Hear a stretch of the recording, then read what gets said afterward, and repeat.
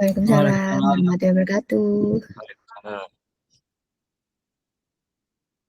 Nah, apakah sudah terlihat screen saya? Sudah. Oke. Nah, di pertemuan pertama ini, aku mau sharing knowledge gitu ya.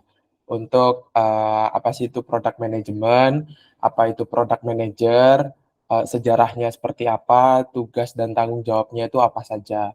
Nanti akan ada di presentasi hari ini gitu. Langsung aja kita mulai ya. Mungkin yang belum kenal bisa dibaca gitu ya. Kalau sudah kenal, alhamdulillah, terima kasih. Lanjut. Nah, ini dia. Yang pertama-tama introduction untuk product management. Nah, di topik PM One on One kali ini itu akan kita bahas apa itu product management dan pengenalan profesi seorang product manager itu apa. Nah, di sesi ini itu harapannya teman-teman bisa dapat insight untuk konsep product management itu apa, perkembangan product management dari dulu sampai sekarang, terus memahami kapan dan mengapa suatu perusahaan butuh product manager, terus memahami tugas dan tanggung jawab dari seorang product manager, dan yang terakhir skill set dari product manager itu apa aja. Nah, yang pertama, apa sih product management itu? Nah, product management itu adalah bidang yang udah ada sebelum adanya konsep agile. Nah, bidang ini semakin banyak yang minat gitu ya, semakin banyak yang mempelajari karena pertumbuhan teknologi yang semakin pesat, perubahan pasar yang semakin cepat. Nah, itu mengapa product management ini banyak peminatnya seperti itu. Nah, untuk menghasilkan produk digital yang berkualitas itu tentunya diperlukan manajemen tim. Selain manajemen tim juga ada manajemen waktu, manajemen biaya dan lain-lain. Nah, itu yang menjadi tanggung jawab oleh seorang product manager. Nah, inti dari pekerjaan product manager itu adalah menghasilkan produk dengan kualitas yang baik. Begitu pula dengan strategi bisnis dari produk tersebut. Nah, sejarah dari product management itu pertama kali diperkenalkan oleh Neil H. McElroy itu di tahun 1931 di perusahaan Procter and Gamble atau disingkat P&G yang bergerak di bidang FMCG. Nah, awalnya product manager itu disebut brandman di awal tahun 31 ya oleh P&G. Nah, brandman ini memiliki kewajiban untuk mengatur proses riset, produksi, marketing, sampai dengan penjualan produk. Jadi cukup kompleks gitu, cukup banyak gitu yang harus dilakukan. Nah, menurut Elroy, cara terbaik untuk melakukan hal tersebut adalah dengan pengujian lapangan dan interaksi dengan klien secara terus-menerus. Nah, jadi seorang brandman atau product manager itu harus dituntut untuk selalu menguji hipotesisnya dan juga selalu interaksi dengan customer secara terus-menerus untuk mendapatkan feedback dari produk yang dia buat gitu. Nah, dari sini bisa dilihat ya timeline-nya ada HP di 1943 sampai seterusnya sampai di 2010 itu ada Lean Startup. Nanti kita bahas. Nah, selanjutnya di tahun 1943, HP pertama kali mencetuskan ide untuk memecah masing-masing produknya menjadi satu organisasi tersendiri gitu, yang dikepalai oleh product leader. Jadi satu produk dikepalai oleh product leader gitu. Jadi timnya kecil-kecil gitu. Nah, masing-masing dari organisasi tersebut bertanggung jawab untuk mengembangkan produksi dan melakukan marketing untuk produknya sendiri, sama seperti yang dilakukan brandman tadi ya. Nah, jika satu divisi atau satu organisasi tadi melebihi dari 500 orang, maka divisi tersebut akan dipecah lagi menjadi divisi yang kecil-kecil, agar produknya dapat ditangani dengan baik, kayak gitu. Nah, selanjutnya tahun 1948 sampai 1975 itu Toyota mengembangkan, yang namanya Toyota Production System yang dikepalai oleh Product Manager. Nah, dari buku Toyota Way tahun 2003 ditulis oleh Jeffrey Kay, itu implementasi pengembangan sistem Toyota ini, mulai mengaplikasikan konsep yang sampai sekarang dipegang oleh Product Manager di zaman modern. Yaitu ada 2, yaitu Kaizen. Kaizen itu fokus terhadap improvement, jadi gimana caranya lebih baik dari hari kemarin gitu ya, atau lebih baik dari sebelumnya, dan terus-menerus, melakukan inovasi. Sama yang kedua, ada yang namanya Genchi Genbutsu, yaitu berpegang pada fakta dan data. Jadi, keputusan itu harus berdasarkan fakta dan data, tidak boleh berdasarkan asumsi. Gitu. Jadi, dua dua konsep ini itu yang selalu dipegang oleh product manager di zaman sekarang, sampai sampai sekarang gitu. Jadi harus lebih baik dari kemarin dan, membuat keputusan berdasarkan data. Nah, pada tahun 1990 sampai 2000-an itu adanya konsep, Scrum dan Agile mulai ditemukan. Nah, berjalannya waktu, kebutuhan market, semakin cepat berubah. Nah, kalau perusahaan masih pakai waterfall, maka kemungkinan besar ketika produknya diluncurkan, maka produk tersebut sudah tidak relevan, karena market sudah berubah, gitu. Nah, maka dari itu adanya agile software development. Nah, ini memastikan perusahaan bergerak, secara kreatif dan market driven. Jadi ketika market butuh, langsung dibuat, langsung jadi, gitu. Nah, di tahun 2010 ada Lean Startup berdasarkan buku The Lean Startup tahun 2011 yang ditulis oleh Eric Ries. Lean Startup itu bertujuan untuk memastikan bahwa produk dan perusahaan selalu berinovasi dan mendengarkan customer. Tujuan ini dapat dicapai dengan cara melakukan continuous improvement yang tadi Kaizen tadi, dengan melakukan user testing dan monitoring metrik. Nah, user testing dan monitoring metrik itu untuk mendapatkan fakta dan data. Sama seperti tadi, Genchi, Genbutsu tadi. Nah, pada tahap ini, product manager bertugas untuk memastikan bahwa kaidah-kaidah delivery produk selalu ditaati. Nah, kalau misalkan teman-teman tertarik, nanti slide ini aku kasih ke teman-teman, nanti bisa baca-baca di link ini. Ada 2. Nah, kita lanjut. Yang tadi sudah, sejarah product management, sekarang asal-usul dan posisi product manager. Nah, pada early stage startup atau startup baru gitu ya, tugas product manager itu biasanya dipegang oleh CEO perusahaan. Tetapi ketika, perusahaan itu tumbuh berkembang dan CEO juga banyak task-nya, banyak tugasnya, maka CEO juga, butuh, dibantu gitu ya. Nah, maka saat itu dibutuhkan product manager pada perusahaan yang sudah berkembang. Nah, product manager berperan untuk memahami suatu area of expertise. Jadi itu tadi yang satu kecil-kecil tadi, organisasi kecil-kecil itu tadi, untuk, apa namanya, mengembangkan produk yang sesuai dengan expertise, organisasi tersebut, gitu. Yang, nantinya akan selaras dengan bisnis dan strategi perusahaan. Nah, semakin ke sini, product manager itu berkontribusi langsung dengan semua urusan yang berkaitan dengan produk, mulai dari ideasi, eksekusi, hingga operasional produknya. Nah, posisi product manager itu di mana sih? Nah, posisi product manager itu ada di tengah-tengah. Kalau misalkan di software development gitu ya, ada di antara UI, UX, user experience, ada di antara, tech juga, ada di antara bisnis juga. Nah, jadi, seorang product manager itu dia akan menjembatani, ketiga bidang tersebut. Nah, ada beberapa misleading gitu ya, terhadap beberapa posisi, kayak misalkan product manager, tech lead, sama scrum master. Nah, di sini dibedakan kalau product manager itu memastikan bahwa tim mengembangkan hal yang tepat dan memberikan value, yaitu, produk tadi.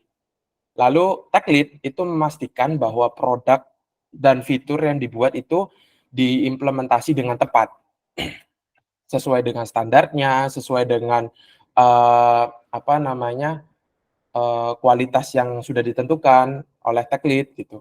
Nah itu, yang menentukan tech lead gitu, agar produknya itu, tepat gitu implementasinya. Lalu kalau Scrum Master itu, memastikan bahwa sprint dan timeline itu berjalan dengan tepat waktu gitu, tidak molor, tidak, kecepatan juga kayak gitu. Nah selanjutnya tanggung jawab product manager. Nah apa aja sih, tanggung jawab seorang product manager? Kalau, product manager itu, intinya harus bisa berkoordinasi dengan stakeholder, itu yang pertama. Lalu, membuat fitur yang bermanfaat untuk user dengan segala keterbatasan yang ada, baik resource, waktu, maupun yang lainnya gitu ya.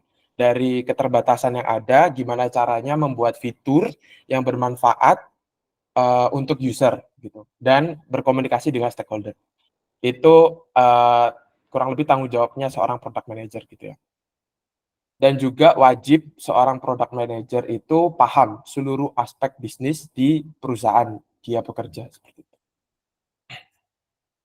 Nah, secara garis besar tanggung jawab seorang product manager itu ada beberapa, yaitu yang pertama, yang paling penting itu adalah own the product.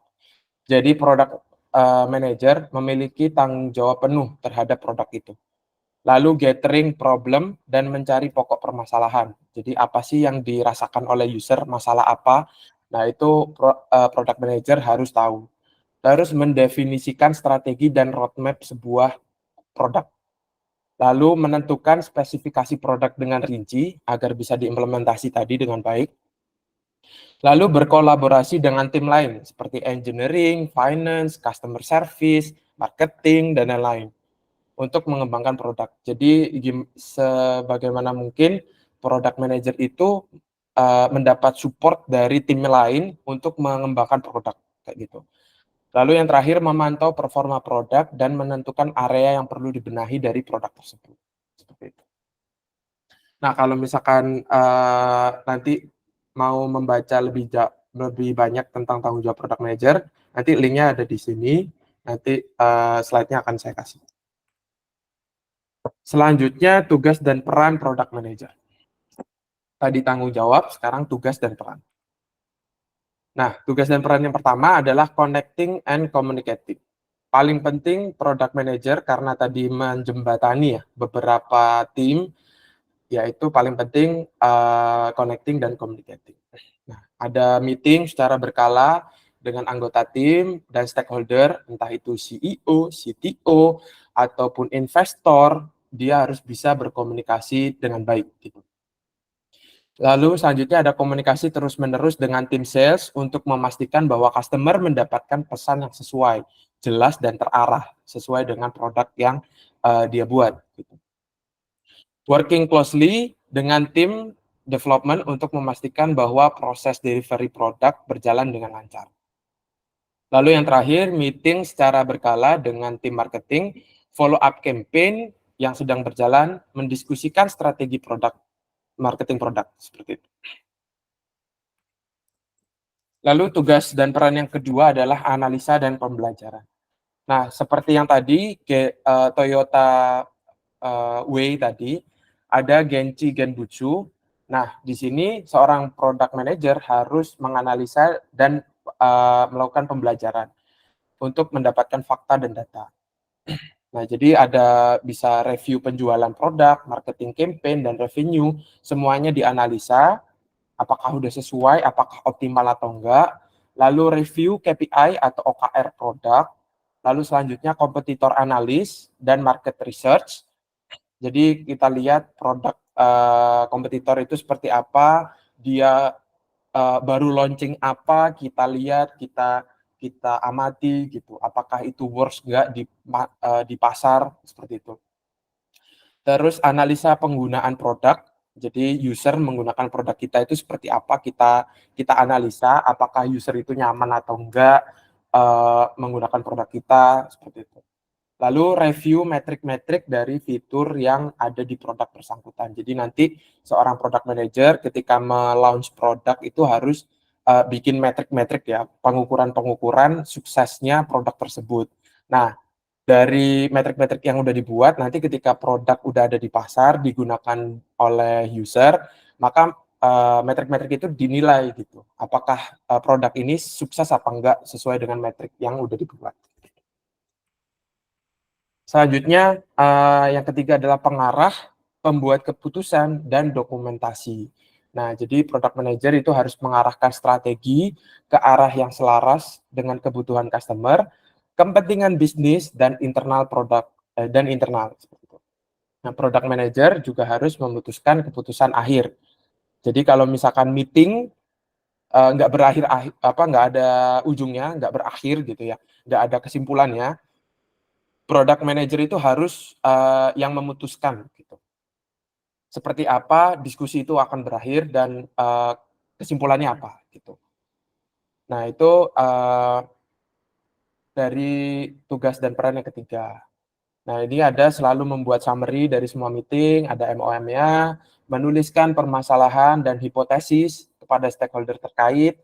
Jadi kalau ada masalah, dituliskan hipotesisnya, terus diberikan ke stakeholder. Terus membuat report berkala kepada stakeholder, review dan grooming backlog setiap hari. Jadi review dan grooming secara rutin. Entah seminggu sekali, 2 minggu sekali, ataupun sebulan sekali, tergantung panjang sprint yang berlaku. Nah, selanjutnya ada skill product manager gitu ya. Skill product manager. Yang pertama, adalah komunikasi. Karena tadi tugas dan perannya adalah connecting dan komunikasi, jadi skill yang paling pertama adalah komunikasi. Bagaimana caranya product manager mampu berkomunikasi dengan semua tim gitu. Harus luas. Terus juga banyak mendengar dan juga punya kemampuan influence yang tinggi, punya kemampuan mempengaruhi orang gitu ya, istilahnya gitu ya, agar stakeholder, tim-tim terkait itu percaya dengan product manager seperti itu. Nah, di pekerjaan sehari-hari, product manager pasti menerima banyak masukan dari stakeholder, terus juga banyak request dari divisi lain ataupun dari end user gitu ya. Oh, ini fiturnya kurang kurang A, B, C gitu. Fiturnya tuh error di A, B, C gitu misalkan. Nah, product manager itu harus open minded, harus terbuka pikirannya dan lebih banyak mendengar. Nah, karena terkadang user juga tidak bisa menceritakan secara jelas keinginannya itu apa gitu. User tuh terkadang bingung, mau mau apa namanya fitur A, tapi itu dia mau menjelaskan butuh fitur A itu dia bingung gitu. Nah, itu tugas seorang product manager itu mendengarkan, open minded dan peka gitu terhadap user. Nah, komunikasi itu adalah kunci dari kesuksesan sebuah produk. Jadi harus melakukan kolaborasi dengan stakeholder, tim product design, dan tim developer. Nah, skill yang kedua adalah manajemen. Tentunya product manager harus bisa memanage gitu ya. Jadi kemampuan memanage itu juga merupakan kemampuan yang sangat penting bagi seorang manajer. Jadi product manager di organisasi selain bertugas untuk memastikan bahwa fungsi bisnis dan produk berjalan selaras, product manager juga bertugas untuk memastikan bahwa waktu pengerjaan strategi produk dapat berjalan dengan lancar. Gitu. Jadi lakukan apa ya, nge-manage resource tadi, apa ya, keterbatasan yang tadi di awal, kalau misalkan product manager itu harus bisa membuat produk dengan keterbatasan yang ada. Nah, itu gimana caranya me-manage keterbatasan yang ada itu untuk menghasilkan produk. Intinya seperti itu. Waktu yang pendek, resource yang sedikit. Nah, itu gimana caranya tetap bisa menghasilkan produk dengan baik gitu, dan tepat waktu. Nah, yang terakhir adalah teknikal. Nah, teknikal itu ada 3, yaitu yang pertama bisnis, jadi product manager harus menguasai bisnis dan market dari produk yang dia buat, gitu. Dia harus mengerti siklus pengembangan produk bahkan sampai ke level bisnis. Yang kedua UX. UX ini user experience. Jadi kalau misalkan produknya itu barang dan jasa, berarti user experience-nya itu pelayanannya seperti apa gitu. Kalau misalkan software produknya itu adalah software aplikasi, berarti tampilannya itu harus memudahkan user untuk melakukan apa namanya? Misalkan ada check out gitu, bagaimana user bisa melakukan check out dengan mudah gitu, tanpa ruwet harus ke beberapa halaman gitu yang panjang, seperti itu. Terus yang ketiga adalah teknologi. Nah, product manager itu tidak wajib mengetahui gimana caranya coding gitu ya. Tapi setidaknya product manager harus mengetahui arsitektur sistemnya seperti apa dan bagaimana sistem itu berkomunikasi. Ini kalau misalkan untuk uh, produk-produk yang sifatnya aplikasi seperti itu ya. Nah, untuk materinya di part 1 itu kurang lebih seperti itu. Nah, untuk teman-teman ini aku ada kuis gitu ya. Nanti bisa dijawab di kolom komentar. Nanti aku baca gitu ya. Ini ada kurang lebih berapa ya? Ada 6 soal lah, gampang. Silahkan nanti ditulis di apa namanya? Di chat jawabannya apa gitu. Nanti yang paling banyak menjawab benar gitu, nanti aku kasih e-wallet sebesar 50.000 bagi yang bisa menjawab banyak gitu. Paling yang benar gitu ya, yang benar. Ya, yang pertama, soal nomor pertama. Yang paling cepat dan paling banyak. Pertama, kalimat di bawah ini mendefinisikan tanggung jawab dari product manager kecuali A. Mendefinisikan strategi produk, B. Menentukan spesifikasi produk, C. Menentukan logic dari code. C, C, C, C. Iya, betul. C. Menentukan logic dari code yang akan dikerjakan. Nah, mendefinisikan strategi dan produk dan roadmap produk, menentukan spesifikasi produk dan kolaborasi dengan tim lain merupakan tanggung jawab dari seorang product manager. Sedangkan menentukan logic dari code yang dikerjakan itu tanggung jawab dari tim engineering. Semua jawab C ya. Wih, keren keren. Nah, selanjutnya yang kedua, aktivitas-aktivitas berikut merupakan bagian dari tanggung jawab product manager yang mencakup bagian analisa pembelajaran kecuali eh tidak,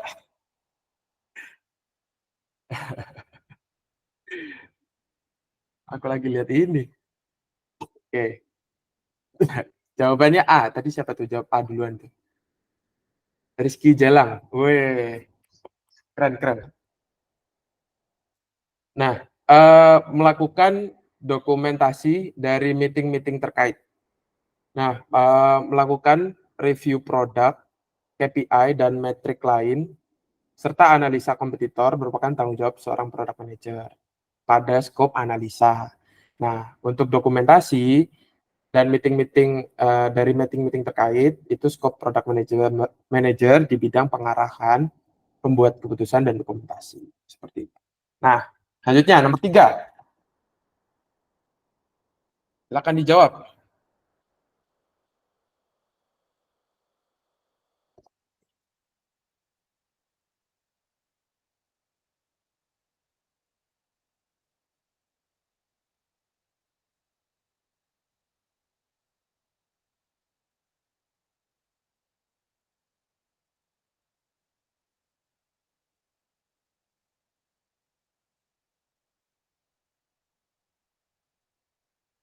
Sudah?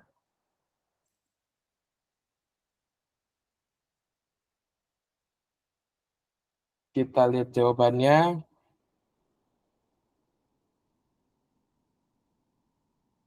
melakukan review KPI secara berkala. Jadi jawabannya adalah B. Nah, jadi aktivitas bagian, dari connecting dan communicating kecuali melakukan review KPI, karena itu bagian dari, analisa. Sip, sebelum ke soal selanjutnya aku catat dulu deh, siapa ini.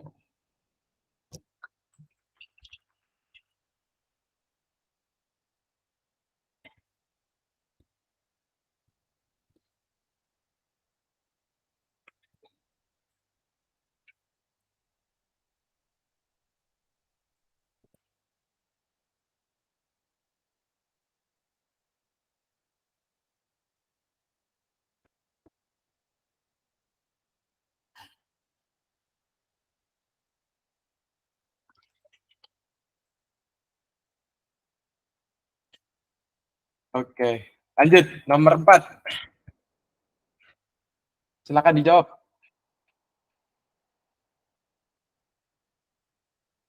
C C C C. Apakah benar?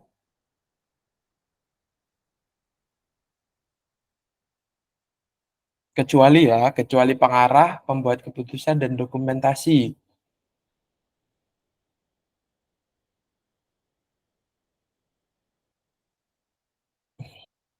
Oke, jawabannya adalah C, karena, memastikan payroll karyawan berjalan dengan lancar itu adalah tugasnya HRD dan finance, bukan seorang product manager, gitu ya. C.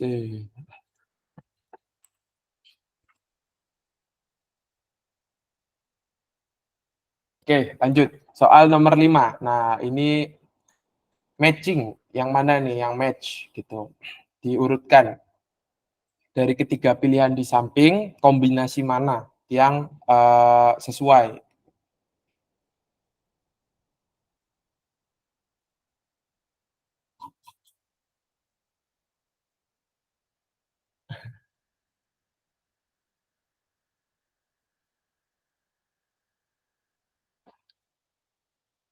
Gampang, yang ini gampang. A, B, B, C, C, A. Dijawab jawabannya aja, Rizky.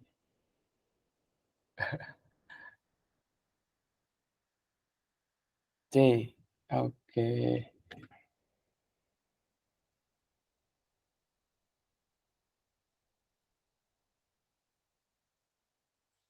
Oke, kita lihat ya. Jawabannya adalah C, betul. Product Manager, B, Scrum C, Tech Lead A. Nah, yang paling gampang itu ini, Product Manager itu build the right things, Tech Lead itu build things right, Scrum Master itu build it fast, gitu ya. Wih, sampai ke nomor 5 ini masih Rizky yang sudah jawab 2. Oh, sama Randika, 2 sama ya? Lanjut. Nah, soal terakhir, silakan dijawab.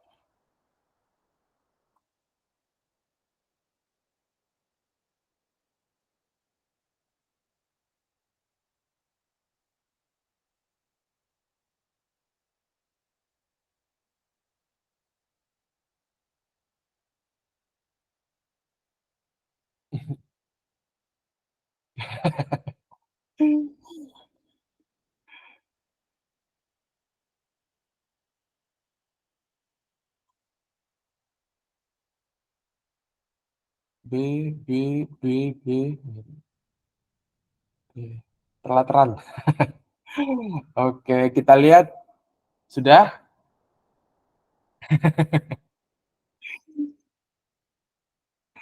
Oke. Jawabannya adalah B, bekerja dengan tim development untuk memastikan bahwa proses delivery produk berjalan dengan lancar. Kita lihat. Yang menang, congratulations, Rizky. Selamat. Nanti setor nomor HP aja, mau GoPay atau OVO, silahkan. Nanti chat WA aja ke aku. Dengan perolehan nilai, Rizky Delang 3, terus Randika 2, sama Laila 1. Yeay, tepuk tangan buat semuanya.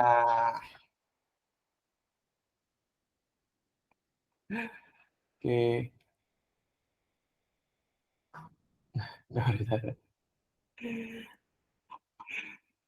Nomornya di chat ke WA, nggak di sini. Oke. Nah, kita lanjut. Sebelum sampai ke Q&A nanti, ini ada kesimpulan. Jadi, dari pembelajaran hari ini, kesimpulannya adalah, istilah product management itu pertama kali dicetuskan di tahun 1931 oleh Neil H. McElroy di perusahaan P&G. Lalu, di tahun 1943, HP dan Toyota mengembangkan lingkup kerja product manager. Lalu pada tahun 90 sampai 2000-an, istilah Agile Scrum dan Lean Startup mulai berkembang. Begitu juga dengan peranan product manager. Lalu product manager modern itu berperan sebagai jembatan antara bisnis, UX, dan teknologi. Nah, cara mudah mengingat ketiga peran tim development modern itu yaitu tadi product manager itu build the right things, kalau tech lead itu build things right, lalu scrum master itu build it fast. Oke, lanjut. Tanggung jawab product manager itu ada mendefinisikan strategi dan roadmap, menentukan spek produk, kolaborasi dengan tim lain, lalu memantau performa produk. Lalu selanjutnya tugas dan peran product manager itu ada 3, yaitu connecting dan communicating, analisa dan pembelajaran, pengarah, pembuat keputusan, dan dokumentasi. Lalu skill penting dari product manager adalah komunikasi, manajemen, teknikal yang meliputi bisnis, UX, dan teknologi. Seperti itu. Yeay, sudah selesai untuk sharing knowledge hari ini. Jadi kalau, ada yang mau bertanya, silahkan bertanya. Ini langsung aja ya Mbak Ifada, buka pertanyaan ya? Boleh. Nih, Langsung ke proses tanya jawab teman-teman mereka boleh nih. boleh langsung tanya jawab, langsung ngomong, atau langsung di slide, di link itu boleh. Oke, tak kirim di Yang introvert ngisi link biasanya. boleh boleh. Boleh, Oke. silakan. Mau Yang mau nanya atau mau bertanya, sharing boleh. angkat tangan teman-teman.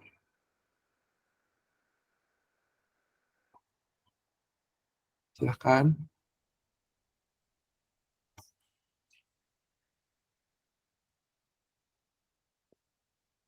Ya, Jun, silakan. Iya, Mas mau bertanya. Oh, kalau bertanya Mhm. ditulis di slide itu, tah? Nggak apa-apa, nggak apa-apa. Oh ya, bagaimana tips and triknya supaya komunikasi dan kolaborasi tetap berjalan dengan baik, padahal di timnya itu banyak yang lebih senior atau lintas generasi, mungkin seperti itu, Mas. Oke, baik. Ini aku jawab satu-satu dulu ya. Nanti baru selanjutnya ke Mbak Iza. Nah, bagaimana tips and trik komunikasi dan kolaborasi jika tim yang di-handle itu banyak yang senior gitu ya? Nah, jadi kalau dari apa namanya, pendapatku ya, kalau misalkan seorang product manager itu harus tahu juga dia kan yang, apa ya, mengorkestrasi istilahnya ya. yang melakukan menjembatani gitu ya. Nah, jadi mereka itu harus juga kalau bisa kurang-kurangi sungkannya gitu. Tetap ada sopan santunnya, tetapi sungkannya itu dikurangi. Kalau memang butuh bantuan atau butuh sesuatu ke tim yang lebih senior, disampaikan aja dengan baik gitu melalui channel-channel yang memang mereka nyaman di situ, misalkan melalui WhatsApp atau di telepon atau seperti apa, itu bisa seperti itu. Dan juga untuk tim tim dari produk tersebut yang senior biasanya pasti juga sudah mengerti bahwa product manager bertanggung jawab atas produknya, tetapi yang menjembatani mereka itu juga product manager gitu ya. Jadi mereka seharusnya juga butuh gitu peran product manager gitu.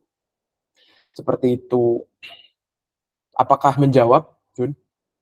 Iya, Mas, terima kasih. Oke, thank you. Nah, selanjutnya Mbak Iza tadi angkat tangan. Iya, makasih Mas Fatur. Dari aku mau tanya sih Mas, ada 2 pertanyaan ya. Yang pertama, gimana caranya kita itu memiliki cara pandang sebagai PO, Product Owner atau PM, Product Manager yang sebelumnya misal kita itu sebagai project manager. Itu yang pertama. Terus yang kedua, Gimana Mbak? gimana Sorry, caranya putus-putus tadi. halo, cek. Suaraku jelas nggak ya? Ya, tadi Udah jelas. di ujung pertanyaan tadi hilang. Oh, Gimana? oke, tak ulang ya. Untuk pertanyaan pertama, gimana caranya kita memiliki cara pandang sebagai PO atau PM, Product Manager, yang sebelumnya kita itu sebagai Project Manager atau Project Management kayak gitu. Itu yang pertama. Terus yang kedua, gimana caranya menentukan target untuk pengembangan produk. Jadi kayak misal kita udah punya produk, nah dalam 1 bulan itu kira-kira ini harus udah ada pengembangan atau belum, atau misal harus ada targetnya berapa gitu Kak? Itu gimana ya caranya menentukan target pengembangan produknya? Kayak gitu Mas.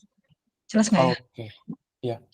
Kalau untuk yang ini aku langsung jawab ya. Kalau untuk yang pertama, ini aku masih belum paham kalau yang pertama ini cara pandang sebagai PM yang sebelumnya PM gitu gimana maksudnya? Misal sebelumnya aku tuh project manager, lebih ke Oke. project gitu Mas. Jadi kan terus dialihkan ke product manager. Nah, itu gimana sih caranya? Kan itu udah beda POV ya. Maksudnya kayak yang dikerjakan juga udah beda tuh. Nah, itu gimana sih caranya biar nggak kecampur gitu loh. Cara pandangnya, cara kerjanya gitu. Ya, oke. Jadi kalau misalkan project manager itu kan biasanya berkutat dengan project, terus mengatur resource juga, mengatur timeline juga, dan juga kolaborasinya ke tim yang mengembangkan project tersebut gitu ya. Nah, sebenarnya product manager itu seperti itu, mirip, tetapi tanggung jawabnya bisa lebih luas gitu. Bisa jadi kalau misalkan project manager itu dapat request atau dapat requirement dari klien, kalau product manager itu biasanya kita yang nge-gather masalah gitu ya, kita nge-gather kebutuhannya dari user itu apa aja. Nah, dari situ kita mendapatkan masalah itu nanti kita prioritaskan, kita buat speknya, baru kita kerjakan dan delivery seperti itu. Sebenarnya kalau misalkan di perusahaan besar, product manager itu di bawahnya ada lagi project manager atau scrum master itu yang untuk mengatur timeline. Nah, tetapi kalau misalkan di perusahaan yang belum terlalu besar, itu biasanya semuanya dikerjakan oleh product manager, seperti itu. Kurang lebih seperti itu untuk pertanyaan pertama. Lalu untuk pertanyaan yang kedua, menentukan target sebuah produk itu gimana caranya? Nah, Yang pertama, target sebuah produk itu apakah ini sudah achieve atau belum, terus ini perlu dikembangkan atau enggak. Nah, itu tadi berdasarkan fakta dan data ya. Di market itu kondisinya seperti apa, apakah di market ini lagi butuh fitur A, B, C gitu misalkan. Nah, itu diambil dari user masalahnya, masalah penggunaan produknya maupun masalah yang ada di pasar, mereka butuh apa gitu yang sedang ada saat ini. Nah, terus habis itu di-list gitu ya, modelnya di-list, dibuat prioritas, yang mana yang mau dikerjakan, yang mana yang kemungkinan bisa meningkatkan value, bisa meningkatkan income seperti itu yang akan dikerjakan misalkan seperti itu. Terus ketika sudah dikerjakan, dibuatlah metrik gitu, misalkan buat landing page gitu dengan target kalau landing page ini baru ini sekitar 100 user yang masuk ke dalam halaman landing page. Nah, itu ditentukan kayak gitu. Dari situ kita bisa ada data untuk mengambil keputusan apakah ada pengembangan selanjutnya atau tidak, apakah ini dioptimalkan terlebih dahulu atau tidak, seperti itu. Apakah menjawab, Mbak Iza? Menjawab, Mas. Berarti untuk misal aku sebagai product manager itu setidaknya aku punya list pengembangan produk itu gitu ya. Tapi nanti aku combine juga sama data-data yang dari usernya itu mereka lagi Iya. butuh apa enggak, terus kebutuhannya mereka seperti apa kayak gitu. Benar ya? Iya, betul. Sama lagi pegangan kita kan biasanya ada bisnis canvas ya, bisnis model canvas itu bisa kita jadi pegangan sama visi misi perusahaan. Mau ke mana nih bisnisnya. Nah, dari situ bisa kita tentukan juga gitu. Apa yang mau kita kembangkan. Seperti itu sih. Gitu. Oke, Oke, makasih Mas Fatur. yuk sama-sama. Aku jawab dari Rizky Jalan dulu ya di pertanyaan di Google Slide.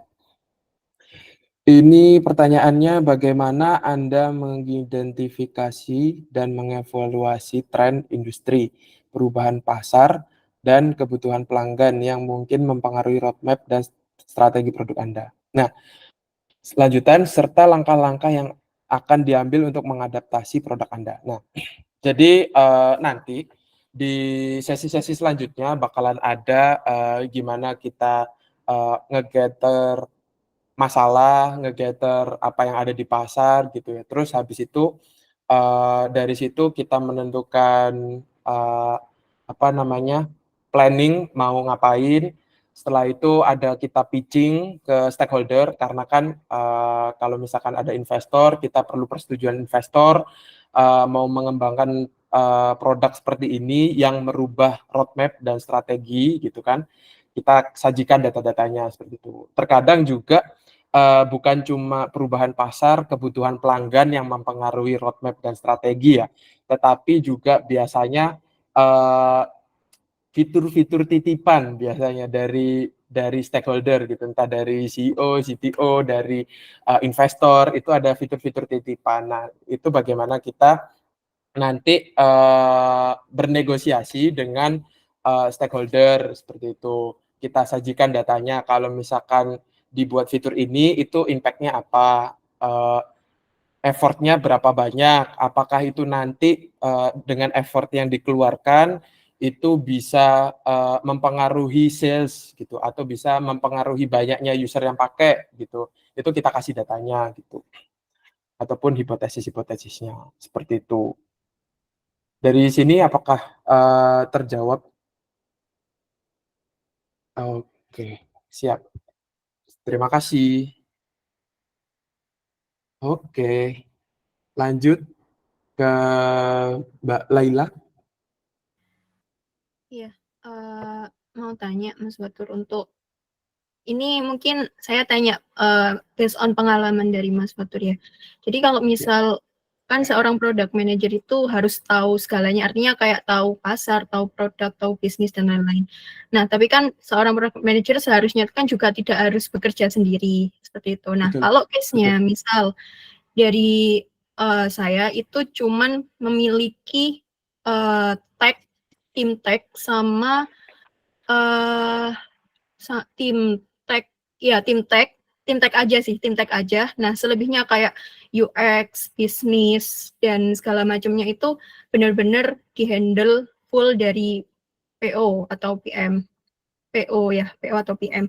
Nah, kalau menurut Mas Fatur, dengan resource yang seperti itu, timeline-nya itu juga, misal dikasih timeline yang dikasih sama stakeholder itu 1 bulan sampai 2 bulan, tapi produknya itu gede gitu, seperti itu. Nah, dari Mas Fatur itu saya pengen tanya bagaimana timeline dan juga scope dari task PM untuk bisa mendeliver produk tersebut itu tepat waktu. Seperti itu, dengan case-nya itu MVP, Mas, masih launching MVP. Seperti itu, Mas. Ya, oke. Memang kalau misalkan PM tadi dituntut dengan resource yang sedikit gitu ya, dengan waktu yang sedikit gitu untuk menghasilkan MVP produk gitu. Nah, sementara UI UX nggak ada gitu kan, hanya punya tim tech. Nah, kalau sepengalamanku itu untuk UI UX biasanya sih dikerjakan juga oleh si PM gitu. Jadi PM membuat backlog sama bikin desainnya juga gitu. Nah, tetapi itu juga harusnya bisa dikomunikasikan dengan stakeholder dengan cara kita menyajikan data yang udah ada gitu. Misalkan di sprint 1, 2 gitu, dengan load yang begitu banyak itu tidak akan selesai dalam jangka waktu sekian gitu. Nah, itu kita sajikan ke stakeholder gitu, bernegosiasi gitu dengan stakeholder. Bagaimana caranya, apakah bisa timeline-nya dimundurkan gitu, ataupun bisa juga kita kurangi fiturnya, fitur MVP-nya gitu. Kalau misalkan kayak Gojek dulu ya, contoh kasusnya Gojek. Dulu kan Gojek nggak ada yang namanya aplikasi. Untuk menjalankan bisnisnya hanya diperlukan Google Form dan telepon. Jadi mesennya lewat Google Form, terus habis itu nanti Gojeknya itu atau drivernya nanti ditelepon oleh customer service, seperti itu. Sama seperti operasional taksi zaman dulu, seperti itu. Nah, seiring berkembangnya waktu, terus semakin besar, barulah dibuat aplikasinya, seperti itu. Nah, untuk MVP-nya sendiri, sebenarnya itu gimana caranya kita menjalankan bisnis yang mau dibuat, tetapi dengan seminimal mungkin gitu, tanpa banyak fitur yang aneh-aneh gitu, fitur yang terlalu banyak seperti itu. Gitu sih Mbak Laila. Oh iya, ya cukup terjawab sih, Mas. Mungkin ada satu pertanyaan tambahan lagi ya, Mas Fatur. Boleh, silakan. Ya, itu kan berarti perihal gimana kita bisa membentuk MVP yang bagus gitu kan. Nah, Betul. sekarang kalau misal saya tanya untuk deliver ke tim tech-nya itu nggak apa-apa kan, Mas? Atau out of scope?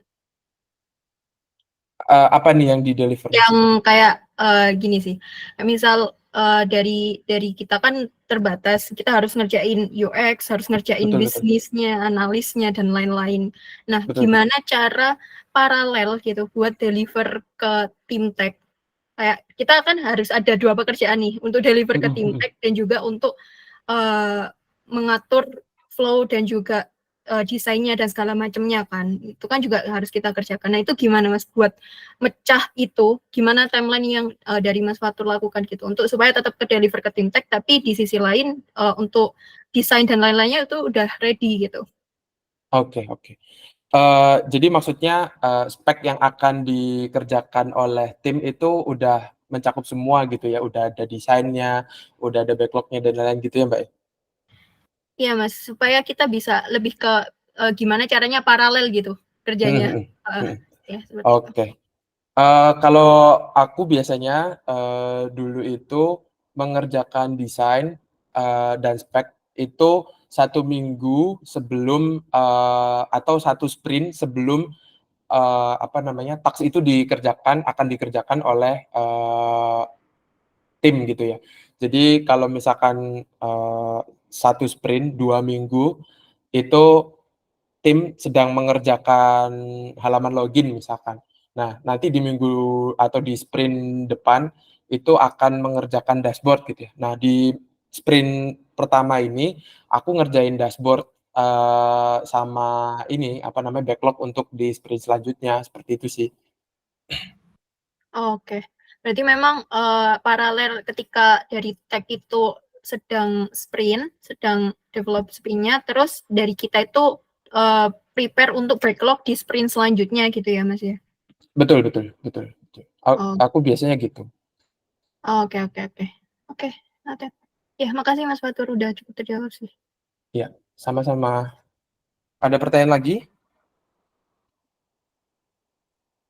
Ya, Randika silakan. Pertanyaan Oke. terakhir ya, guys. Sorry, berisik ya? Enggak kok, enggak kedengeran. Aku mulai. Gimana pendapat Fatur ketika ada seorang product manager juga merangkap menjadi tim dev? Itu yang pertama. Itu menurut Mas Fatur efisien ya?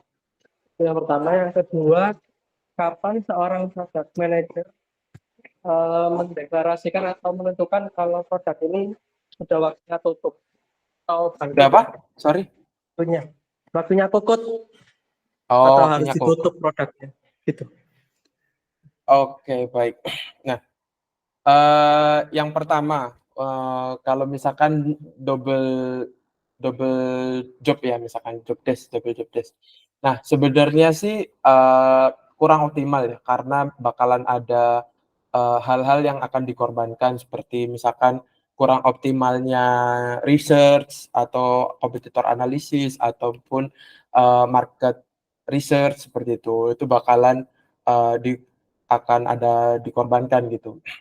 Tapi kalau misalkan ada yang bisa bantu, misalkan dari tim-tim lain bisa ngebantu untuk kalau misalkan market research dibantu oleh tim marketing ataupun dari tim-tim yang lain bisa membantu, itu nggak masalah. Tapi kalau misalkan tadi seperti Mbak Laila, seperti kayaknya harus fokus gitu di produk seperti itu. Karena udah resource-nya sedikit, timeline-nya dikit gitu ya, harus segera MVP-nya segera di-launch gitu. Jadi itu harus fokus seperti itu. Ataupun sebaliknya yang dikorbankan adalah dev-nya gitu. Apakah porsi melakukan coding-nya ataupun pengembangan project itu dikurangi porsinya, itu juga bisa seperti itu. Intinya pembagian ini aja sih, rasio untuk pembagian task-nya gitu. Itu yang pertama. Yang kedua, tadi gimana caranya kita tahu kalau produk itu kokut gitu ya. Nah, sebenarnya sih gampang ya.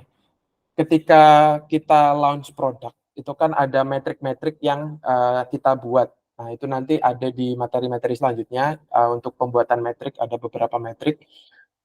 Jadi dari metrik-metrik itu kita lihat apakah performa produk itu bagus apa enggak gitu. Terus kita lihat pasarnya gitu. Apakah pasarnya loyo atau enggak gitu. Kayak misalkan es kepal Milo lah kita bilang. Es kepal Milo. Dulu marketnya ada gitu. Sekarang marketnya sedikit gitu. Orang udah jarang yang mau beli es kepal Milo gitu. Yang sustain sampai sekarang ya kayak es campur, es oyen gitu misalkan kan. Nah, itu masih sustain sampai sekarang. Nah, itu dilihat dari marketnya juga. Terus juga dilihat dari kompetitor gitu. Apakah kompetitor juga mengalami hal yang sama atau tidak seperti itu.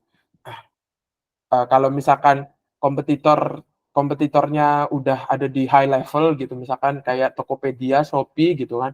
Jadi Bukalapak ini misalkan udah tergeserkan, nah itu bisa dia pivot ke model bisnis yang lain seperti itu.